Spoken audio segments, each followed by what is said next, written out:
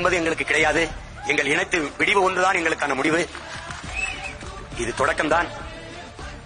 ஜூலை 18ஆம் தேதி நம்முடைய பாட்டனார் அயோத்திதாச பண்டிதருக்கும் நம்முடைய தாத்தா இரட்டைமலை சீனிவாசன் அவர்களுக்கும் தாத்தா MC ராஜா அவர்களுக்கும் பொன்னேரியிலே முப்பெரும் விழா, பெரும்புகள் போற்றும் பெருவிழா நடக்க இருக்கிறது.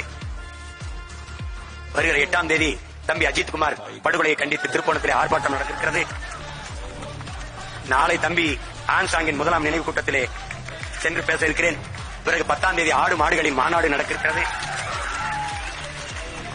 ஆகஸ்ட் 2ஆம் தேதி பட்டியல் சமூகத்திலிருந்து தேவேந்திரர் குல வேளாளர்களை வெளியேற்று என்று மாபெரும் கூட்டம் நடக்க இருக்கிறது.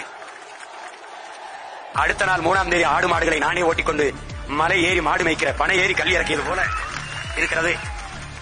அடுத்து மரங்களின் மாநாடு. சிரிக்காதீர்கள், ஆழ்ந்து சிந்தியுங்கள்.